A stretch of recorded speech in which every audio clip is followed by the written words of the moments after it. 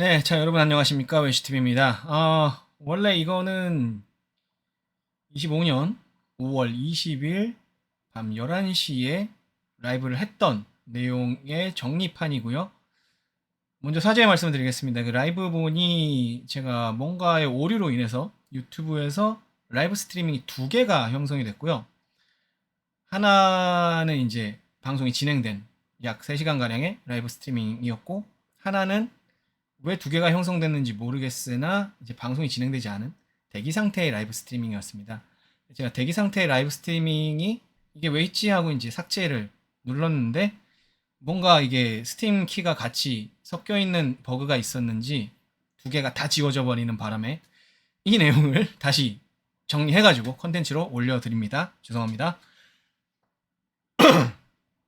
자, 그래서 빠르게 올려드리느라 자막 처리를 못하니까요. 대신에 화면에다가 대다도 써놨다는 거 말씀드리고 시작하겠습니다.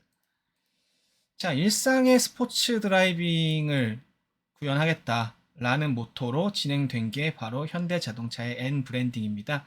그리고 이 일상의 스포츠 드라이빙이라는 거는 먼저 선구적으로 보여줬던 브랜드가 바로 BMW의 M이라고 하는 네이밍이죠. 그리고 실제로 현대자동차는 이 BMW의 M에서 그 영감을 얻었고, 어떻게 보면 저 M이라는 사례를 어떤 모범으로 삼아서 벤치마킹을 하게 된 그런 사례입니다. 그래서 실제로 N 브랜딩의 벤치마크 원본은 M이고요. 그러다 보니까 현대는 N 브랜드를 위해서 M의 아버지라 불리는 알버트 비어만을 영입했죠. 그래서 여기까지가 이제 N의 출범인데, 사실 N 페스티벌이라는 레이스가 최근에서야 개최됐습니다. 이제 이 구조가 조금 문제를 삼아야 되는 게 뭐냐면, 자,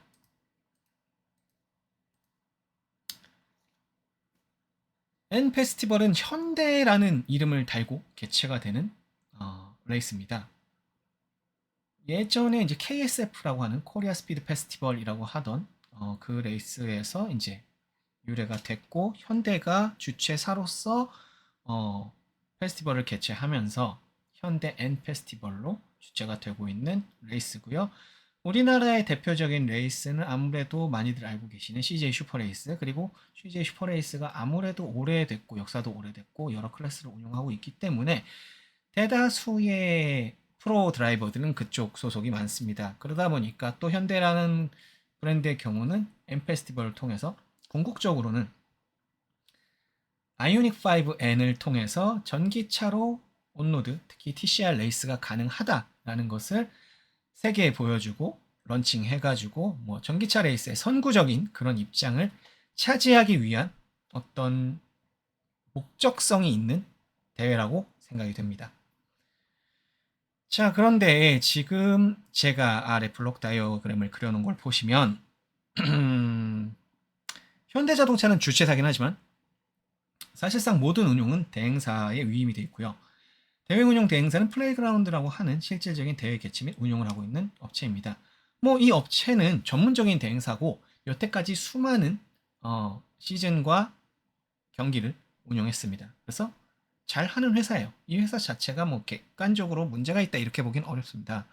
그런데 기존의 형태를 보자면 우리가 보통 협회, 뭐 카라도 있고요, 뭐 KMSA 뭐 이렇게 있죠. 협회가 대행사를 통해서 레이스를 개최합니다. 보통은. 그렇기 때문에 대회에 참가되어 있는 팀들은 협회를 통해서 이 문제에 대한 해결을 요구할 수 있습니다.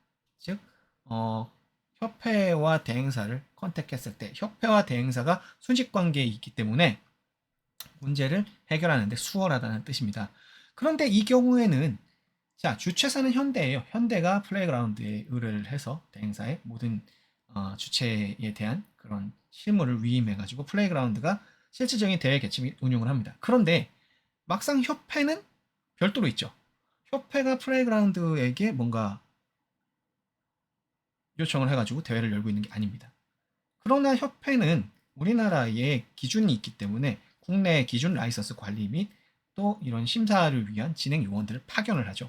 그건 대회 쪽으로 직접 파견이 됩니다. 그러니까 이상한 모양새죠. 현대는 아무것도 몰라요. 직접적으로 대회를 운영해 본 적이 없습니다.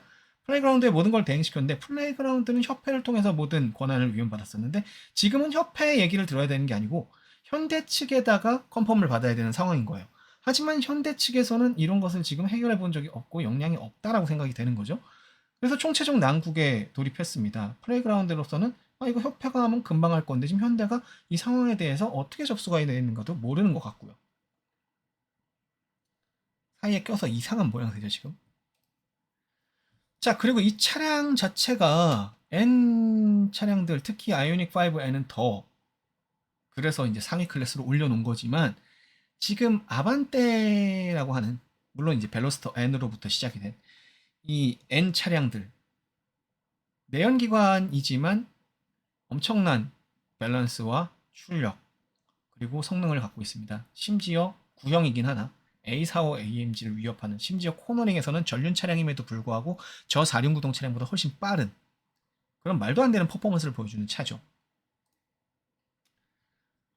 자, 그런데 이 N 페스티벌에서는요. N2의 마스터즈가 있고 뭐 예전에는 그리고 N3도 있었어요. N3도 있었고요. 뭐 타임 트라이얼 따로 있고요. 그리고 N3 시절에는 아마 제 기억으로는 그 벨로스터 N이었던 걸로 알고 있습니다.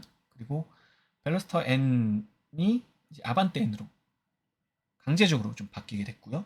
그래서 통합을 하면서 이렇게 클래스가 통합 클래스로 돼서 N2의 챌린지, 마스터스 이렇게 또 세부적으로 그레이드가 나눠지는 이런 상황이 됐어요. 근데 문제는 이 신인 풀이 적었기 때문에 신인을 끌어들어와야 됩니다. 왜냐하면 이미 그 많은 경험을 쌓은 B 라이선스, A 라이선스에 해당하는 그런 선수들은 CJ 슈퍼레이스 쪽에 이미 다 포진을 했기 때문에 신인을 적극적으로 발굴해야 되는 그런 문제가 있었죠. 그러다 보니까 참가 기준이 이제 C 라이선스입니다.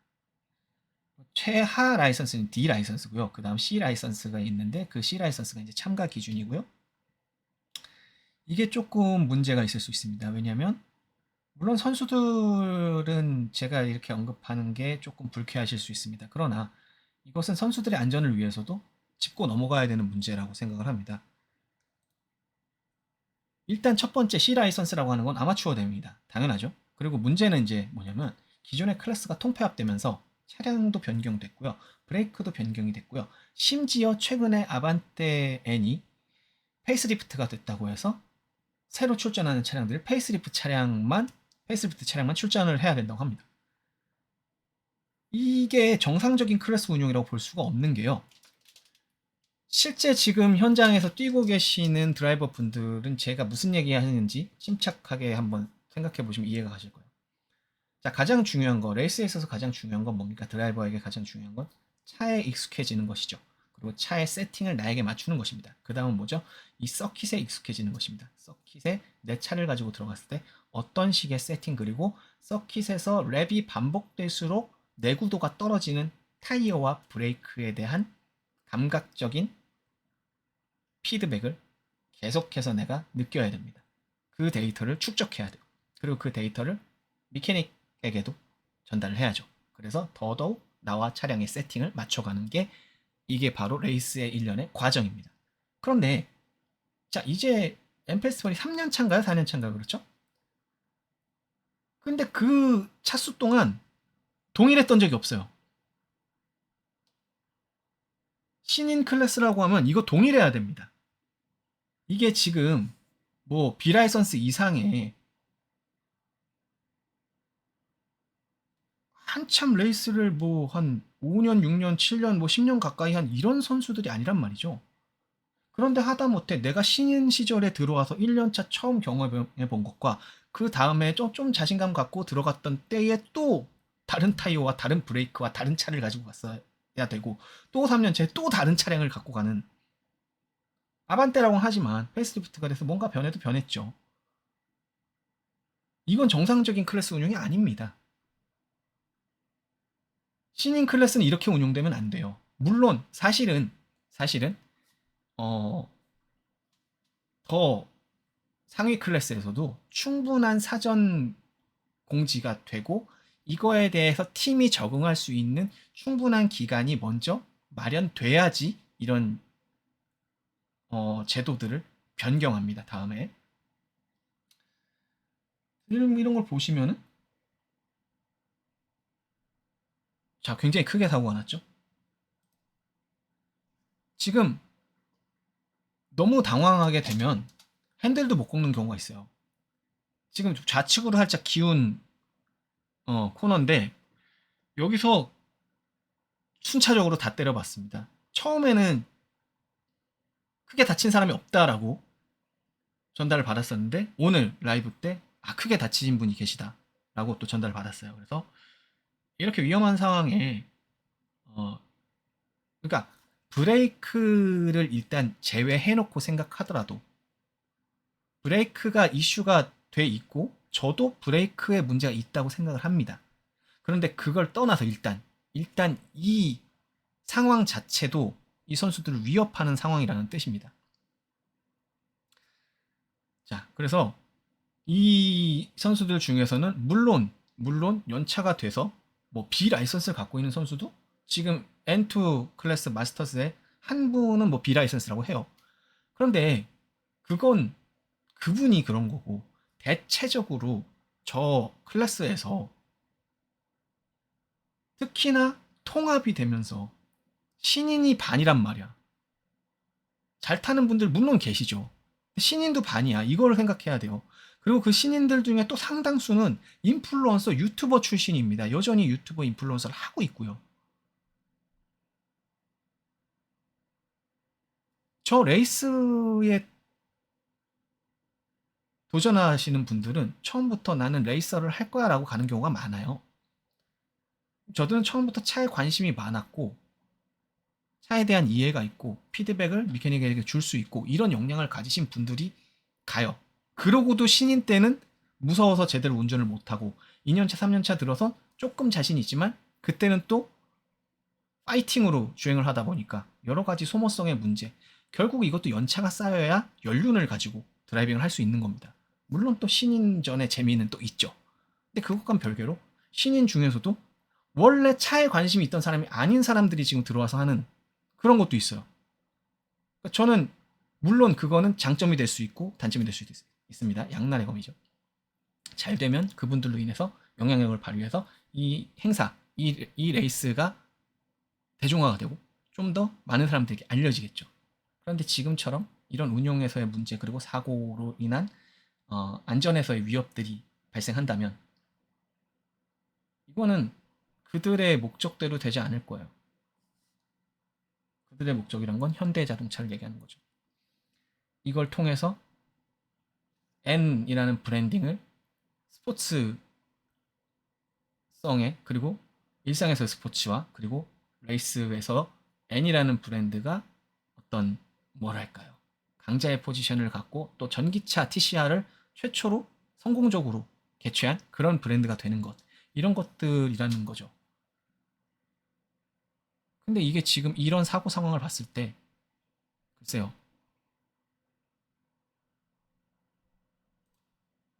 자 비교를 해드릴게요. 옆 동네 CJ 슈퍼레이스에 M 클래스가 있습니다. 앞에 붙는 스폰서에 따라서 매해 무슨 M 스폰서명을 따서 무슨 M 클래스 무슨 M 클래스 이렇게 바뀌어요. 올해는 리스타 M 클래스라고 해가지고 BMW M 클래스의 원메이크 레이스 경기가 있습니다. 동일하게 N도 고성능 모델이죠. 얘도 고성능 모델이에요. 일반 양산 모델이고 두 레이스 모두 R튠만 할 수 있습니다. R튠이라고 하는 것은 이제 이 레이스를 개최하는 주최 측에서 허용한 패키지 튜닝이 있습니다. 그 패키지 튜닝만 가능한 그런 거죠. M 클래스도 마찬가지로 R튠만 가능한 그런 클래스고요. 자, 그거 동일하다고 봐야 돼요. 근데 이 슈퍼레이스 M 클래스 같은 경우에는요. 2, 3년차 신인들이 들어오기 어려운 구조입니다. 왜냐하면 얘는 B 라이선스를 필요로 합니다. 그리고 국내 B 라이선스와 C 라이선스는요. 7배의 점수 차이가 나요. C 라이선스는 10점. 10점이라는 거는 어떻게 하면 얻을 수 있냐면 어, 협회의 그 클래스를, 그러니까 아카데미라고 해야 되나요? 클래스를 통과하고 그 다음 스프린트 레이스 경험이 한 시즌 있으면 갈 수 있습니다. 그럼 C 라이선스를 딸 수 있어요. B 라이선스는 그렇게 한 10점, 그렇게 해서 10점을 만드는 거거든요. 그 10점을 7번 해야 됩니다. 무슨 소리냐면 적어도 7시즌을 뛰어야 된다는 소리입니다. 쉽게 말하면. 물론 이제 병행해서 다른 레이스에 출전을 할 수도 있겠지만 그거는 이제 컨디션이나 체력 여건상 쉬운 얘기는 아닙니다. 그리고 다른 클래스에 또 다른 차량과 다른 서킷을 들어간다는 것도 쉽지 않은 이야기죠. 그래서 같은 고성능 원메이크 레이스임에도 불구하고 M클래스는 애초에 신인들을 들어오지 못하게 막아놨어요. 그러나 N은 신인들을 포섭해서 신인들을 키워나가겠다는 그런 기조로 지금 설립이 된 레이스입니다. 그러면 충분한 안전에 대한 그런 보장을 해줘야 돼요. 시스템적으로, 구조적으로. 근데 그런 게 지금 안 돼 있다라는 거죠, 문제는. 브레이크 결함을 떠나서도. 결국 그게 왜 안 돼 있느냐? 기존에 뭐, N3컵 흥행이 안 돼. 사람도 적고, 재미도 없어. 그러니까 좀 바글바글하게 뭐 재밌게 해보자, 뭐 이렇게 저렇게 도구 파이팅도 되고 하면 재밌겠지. 그래 놓곤 한 클래스에서 35대에서 40대까지 달리는 게 말이 됩니까? 특히나 용인 서킷 같은 어려운 서킷에서. 심지어 그들 중에 절반은 신인인데 2, 3년 차. 말이 안 되는 거죠.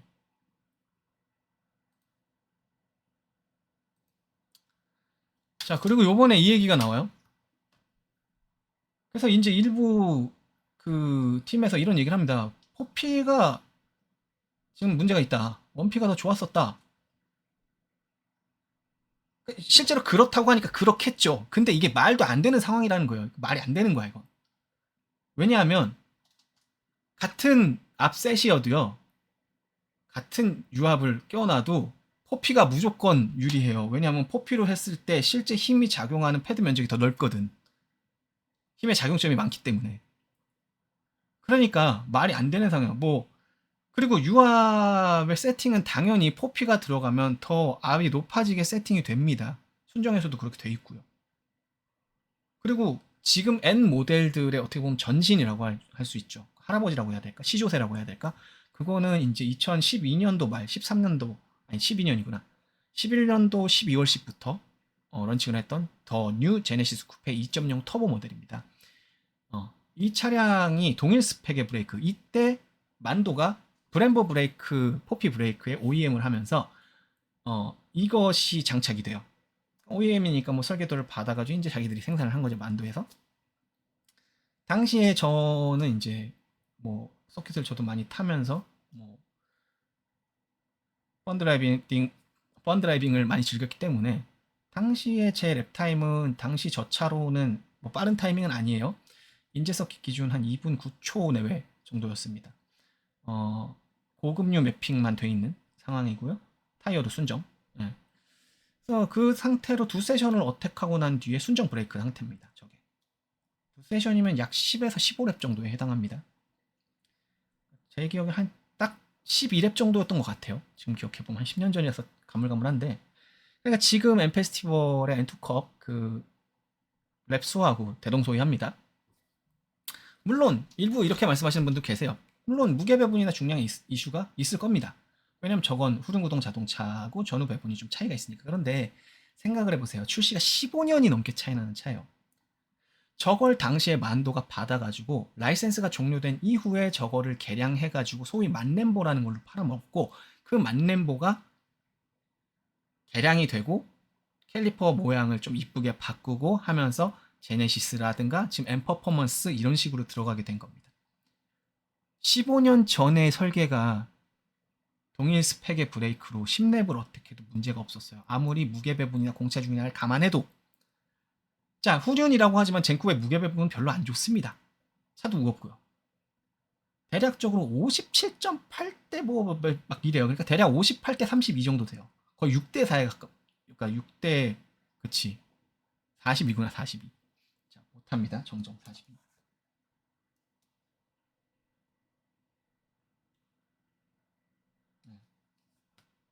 요 정도 돼요. 별로 좋지 않아. 거의 6대 4에 가깝다. 아반떼 N이 65대 35입니다.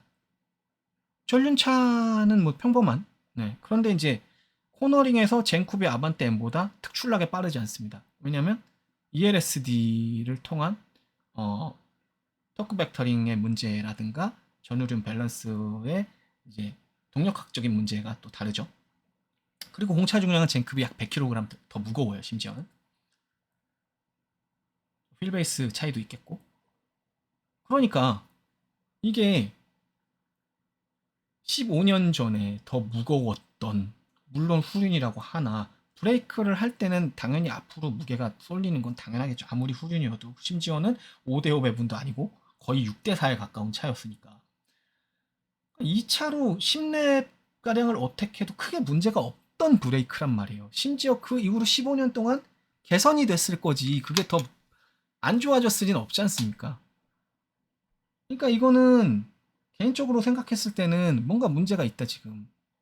지금 알튠으로 제공받는 저 M 퍼포먼스 브레이크 세트가 그 패키지가 뭔가 문제가 있는 겁니다.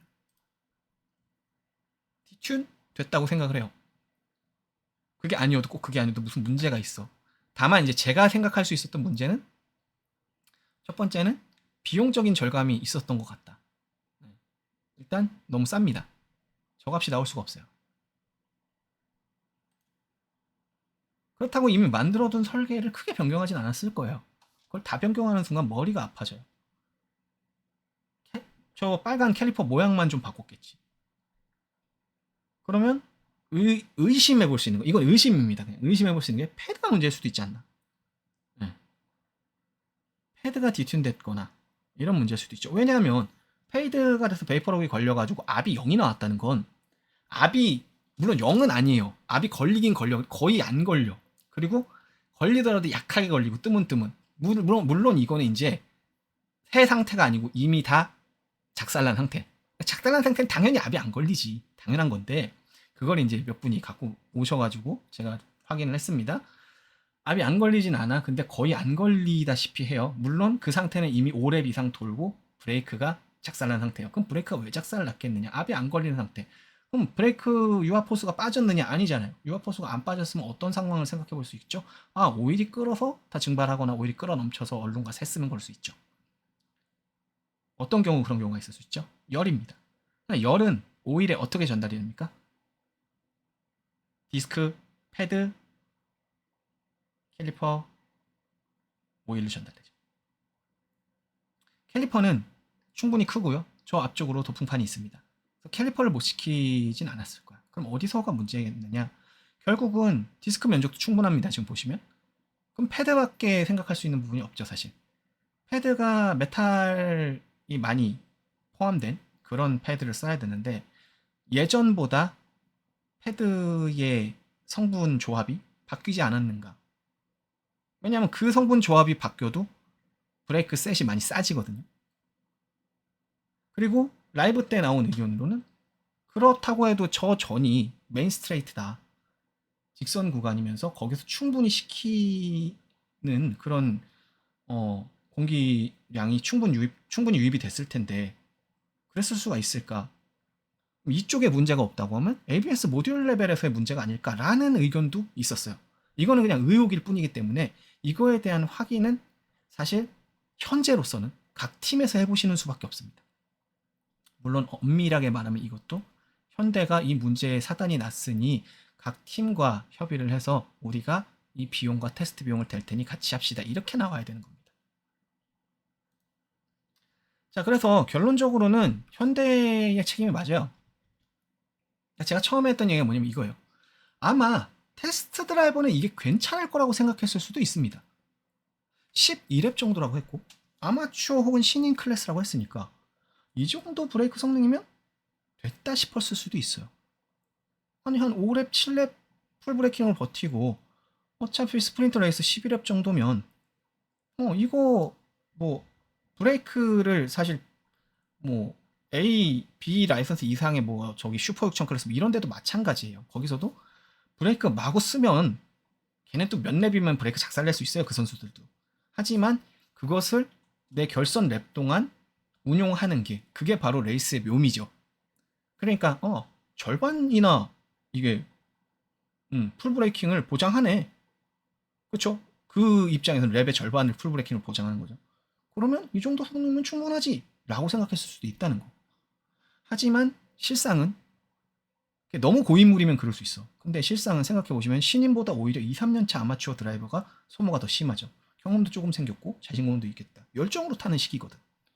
실제로 대부분 아마추어 클래스에서의 문제들이 다른 해외 사례들을 보더라도 이런 문제들이 대부분 휠, 타이어 내구 문제 그리고 브레이크 내구 문제가 항상 거론돼요.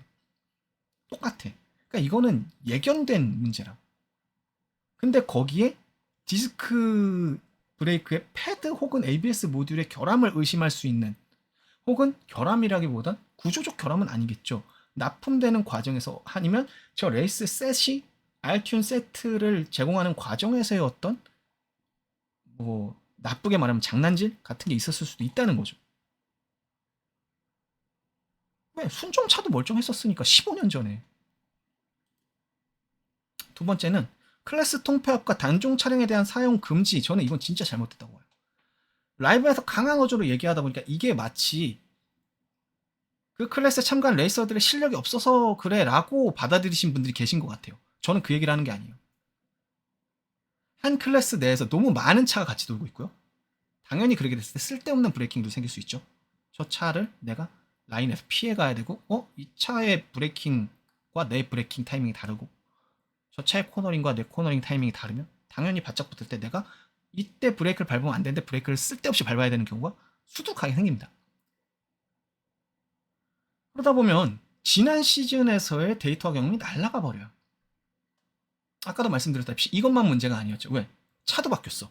차도 벨로스타인을 팔고 아반떼인을 가져왔어야 되고 아반떼인이 또 페이스리프트 됐다고 해서 뭐 혹은 그 전에 뭐 1.6 T가 아반떼 1.6T구나. 아반떼 1.6T가 페이스리프트 됐다고 해서 또 걔도 차를 바꾸래. 아니 무슨 레이스 운영이 이런 게 있습니까?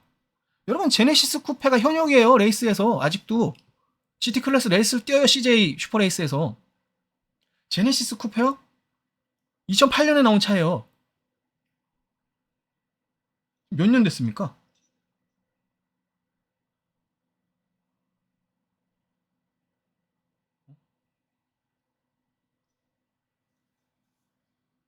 그런데도 현역으로 뛰어요. 단종돼도 10년 동안은 그 파츠가 나옵니다. 제네시스 쿠페는 심지어 파츠가 이제 안 나오기 시작해서 팀들이 슬슬 이제 안 쓰는 과정에 있는 차예요. 그럼에도 불구하고 현역에서 뛰는 차입니다. 그런데 고작 아반떼 1.6 터보가 페이스리프트 됐다고 해서 차를 바꿔야만 레이스에 참가할 수 있다? 그러면 지난 시즌의 데이터와 경험은 뭐가 됩니까? 물론 아까 라이선스 얘기를 한 거는 단적으로 얘기하다 보니까 제가 라이선스 등급으로 얘기한 건데 왜 그랬느냐? 경험의 차이를 얘기한 거예요.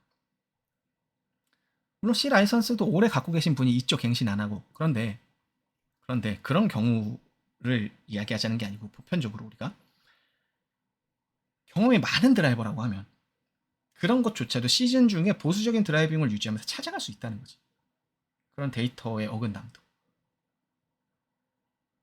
물론 그렇다고 한들 주최 측에서 사전에 다음 시즌에 이렇게 바뀝니다를 미리 빠르게 고지하고 그거에 대해서 시간이 부족하다면 각 데이터에 대한 기초 자료를 주는 협력을 해야 돼요. 그런 것도 없었대. 그러니까 이거 문제야. 지금 2, 3년 차의 신인이 그런 경험의 노련함을 갖고 있어도 안 돼, 사실은. 자신감과 열정으로 배워가면서 주행하는 시기란 말이야. 그러니까 흥행을 위해서 얘네들이 현대가 충분히 배우고 안전을 보장받아야 할 클래스들을 통폐합을 하면서 선수들을 위험으로 몰아넣은 그런 형편없는 운용이라는 겁니다, 지금. 자, 그리고 세 번째. 그래서 브레이크 패드는 대체 뭐가 문제인가? 자, 당장에 여태 2개 언급한 것만으로도 말도 안 되는 거 투성인데 더 말이 안 돼요. 원피보다 나쁜 포피라니. 이게 있을 수 없는 일이야, 이건. 순정보다 알튠이 더 내구가 떨어지고 담력이 안 좋다는 게 말이 됩니까? 심지어 순정도 15년 전에 단순히 브렘보 라이센스 생산하던 그 시절보다 내구가 떨어진다? 이게 단순히 그냥 뭐 1P는 괜찮았었는데요. 이 얘기의 수준이 아니에요. 이렇게 얘기하면 그럼 1P로 레이스 하자. 아니 지금 엠페스티벌 뛰고 계신 팀이나 드라이버 메케닉 분들도 이렇게 얘기하시면 안 되는 거예요. 아니 포피가 포피의 스펙대로 나오지 못한 문제를 주최 측에다 성토해야죠. 원피는 괜찮았다. 그런 얘기 꺼내지도 마세요. 그냥 포피 정상 작동하게 만들어라 해야 됩니다. 무조건. 이거 만도를 뭐 현대 측에서 뭐 검수를 하든가 뭔가 파견을 해서 문제를 찾아내든가 납품 과정에서 뭐가 문제가 있었는가 아니면 새로 뭐 들여온 장비에서의 문제가 있었는가 이건 문제죠. 당장에 안 들어먹어요? 보이콧 하세요. 저는 작년에 일부 팀, 2팀인가요? 난 보이콧 했을 때 되게 응원했어. 실제로 내가 그 팀 유튜브 찾아가서 댓글도 남겼어. 근데 여러분 하시려면 한꺼번에 하셔야 됩니다. 일부 팀, 뭐 2팀 보이콧 한다고요? 쟤네들이 콧방귀나 낄 것 같습니까? 안 됩니다. 함께 행동하셔야죠. 내가 아까 라이브 때 뭐 잠깐 그렇게 오해하도록 들리게 얘기했을 때는 막 뭐 우리 선수들을 모욕하지 마라 막 그런 식으로 나오더니 막상 함께 행동해야 될 때는 왜 뒤통수 치는데? 그러지 마시라. 함께 행동하시라. 쟤네들이 콧방귀 끼게 하면 안 됩니다. 쟤네들은 그러면은 지금 지들이 문제라고 생각을 안 한다니까. 대기업은 그래요 원래.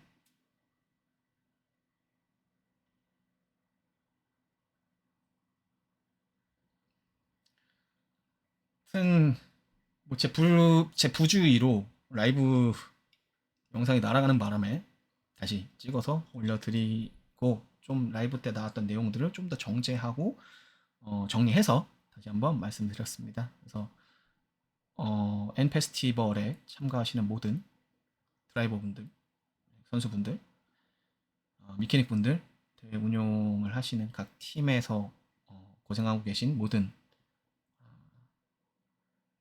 담당자분들 힘내시고 이거는 철저하게 현대자동차 측에 성토를 해야 되는 문제이고요. 제가 얼마나 도움이 될지 모르겠습니다만 필요하다면 저도 이런 목소리를 좀 내도록 하겠습니다. 제가 얼마나 도움이 될지 모르겠습니다만 참 선수들의 안전 그리고 레이스를 하고 있는 팀의 안전이 최우선시 돼야 되는데 주최사의 어떤 장밋빛 미래 본인들만이 꿈꾸고 있는 그리고 그 속된 말로 수익에 미쳐가지고 그 계륵화된 그 클래스가 가장 중요한 클래스임을 망각하고 함부로 통폐합을 하면서 선수들로 하여금 위험한 상황으로 몰아넣은 이런 행태는 반드시 조정이 돼야 된다고 생각을 하면서 오늘 컨텐츠는 여기서 마치도록 하겠습니다. 시청해주신 여러분 감사합니다.